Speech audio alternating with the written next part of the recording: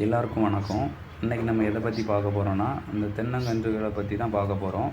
அதாவது நீங்கள் பார்த்துட்டு இருக்க தென்னங்கன்று 1.5 வருஷம் 2 வருஷத்துக்கு மேலான தென்னங்கன்றுகள். இதை வந்து எப்படி பிடுங்குறோன்னா, இந்த மாதிரி தண்ணியை கட்டுப்படுற மாதிரி சுற்றி ரவுண்ட் பண்ணிவிட்டு, இதில் தண்ணியை வந்து கட்டுப்படுற மாதிரி வச்சுட்டு, அதுக்கப்புறம் கடப்பாரையோ இல்லை வந்து மண்வெட்டியோ கொண்டு நம்ம வந்து பிடுங்குறோம். இப்போ நீங்கள் பார்த்துட்ருக்க கன்று வந்து நல்ல மூடு கனமான கன்று. இப்படி மூடு கனமான கன்றை தான் தேர்ந்தெடுத்து நம்ம நடவு செய்யணும். அப்போ தான் வந்து ஒரு நல்ல தென்னை மரம் வந்து நம்மளுக்கு உருவாகும். அதுக்காக நல்ல அந்த இளம் கன்றுகள் தேர்வு வந்து ரொம்ப அவசியமான ஒன்று. அதுக்கப்புறம் வந்து நீங்கள் நிறைய வீடியோஸ் இதெல்லாம் பார்த்துருப்பீங்க, புக்ஸ் எல்லாமே பார்த்துருப்பீங்க.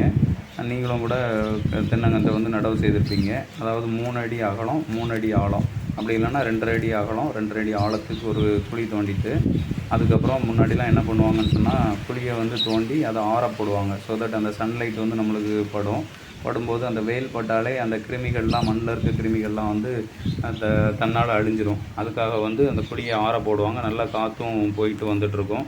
ஸோ அப்படி ஒரு பக்குவப்படுத்துவாங்க அந்த மண்ணை. அதுக்காக குழியை ஆற போடுவாங்க. 1 மாதம்கிட்ட ஆற போடுவாங்க. அதுக்கப்புறம் தான் தென்னை நடவு பண்ணுவாங்க. அந்த மாதிரி கூட நீங்கள் பண்ணிக்கலாம். அப்படி தென்னை குழியை ஆற போட்டு அதுக்கப்புறமா வந்து இந்த தென்னங்கன்றை வந்து நம்ம வந்து பதிக்கலாம். கீழே என்ன பண்ணுவாங்கன்னு சொன்னால், ஃபஸ்ட்டு அந்த குழியோட அடிப்பாகத்தில் வந்து டாப் சாயிலை வந்து போடுவாங்க. அந்த லூஸ் மண்ணாக இருக்கும். ப்ளஸ் வந்து அது என்னென்னா, டாப் சாயிலில் வந்து சத்து அதிகமாக இருக்கும்.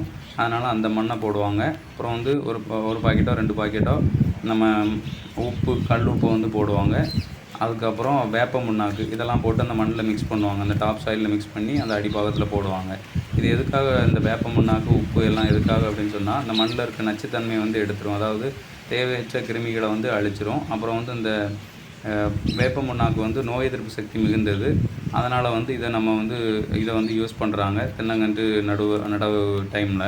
ஸோ இதை வந்து நம்ம இதுவரையில் தென்னங்கன்று நடவுலாம் வந்து நிறைய வீடியோஸ் இதெல்லாம் பார்த்துருப்பீங்க. இப்போ நம்ம இதை பற்றி பார்க்க போகிறோம் அப்படின்னா, அந்த வீடியோவோட முக்கிய நோக்கம் என்னென்னா, இந்த அதாவது வந்து தென்னங்கன்றோ இல்லை வந்து எந்த ஒரு மரக்கன்றாக இருந்தாலுமே அந்த மூடை வந்து மண்ணை வந்து டைட்டாக பேக் பண்ணணும். அந்த மூடு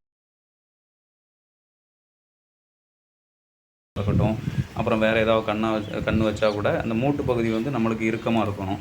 சைடில் வந்து ஒரு 1/2 அடி 3/4 அடி அந்த கண்ணை பொறுத்து, இளங்கன்னா அதை பொறுத்து 1/2 அடி இருந்தால் போதும். இல்லைனா ஒரு அடி தள்ளி மண் வந்து லூஸாக இருக்கணும். இது எதுக்காகனா, அந்த வேர் வந்து அது புது வேர்கள் அடிக்கிறதுக்கு. அப்போ தான் இது தடுத்து வரும்.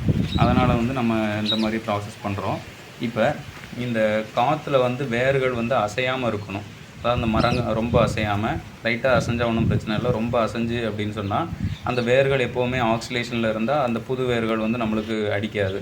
அதனால் வந்து நம்ம வந்து அதை பாதுகாக்கணும். அதுக்கு ஒரு முறை வந்து இந்த மூட்டு பக்கத்தில் மிதித்து விட்றது. அதுக்கப்புறம் வந்து இந்த மாதிரி கம்புகள் இதை வச்சு நம்ம வந்து ஒரு அரண் மாதிரி அமைக்கிறது. இங்கே வந்து நம்ம சிம்பிளாக எதை யூஸ் பண்ணியிருக்கோன்னா, இந்த பனை மட்டைகளை யூஸ் பண்ணியிருக்கோம். இது வந்து ஒரு எளிய ஒரு சப்போர்ட்டாக இருக்கும். காற்றுக்கு வந்து ரொம்ப அரணாட்டு இருக்கும். இது வந்து நம்மளுக்கு எளிமையாக கிடைக்கும். இப்போ வந்து வயல் தோட்டங்கள் வச்சுருக்கவங்களுக்கு இந்த பனை மட்டை வந்து ரொம்ப எளிமையாக கிடைக்கும். அதை நீங்கள் இந்த மாதிரி வெட்டி இப்படி கயிறு கூட கட்டி நீங்கள் வந்து பாதுகாக்கலாம். அதுக்கப்புறம் வந்து இது வந்து நல்ல அமைப்பு வந்து உங்களுக்கு கவுளி கம்பு மாதிரி இருக்குது. ஸோ இதனால் வந்து இது நல்ல ஒரு சப்போர்ட்டிவாக இருக்கும். நம்ம தென்னங்கன்றுலாம் வச்சா ரொம்ப காற்று தாக்கத்துலேருந்து இது வந்து நம்மளுக்கு காற்றை வந்து ரொம்ப தடுத்து நல்லா வந்து அந்த மரங்களை ரொம்ப அசைய விடாமல் பாதுகாக்கும். இது ஒரு நல்ல முறை. இதை வந்து பின்பற்றுங்க. நன்றி, வணக்கம்.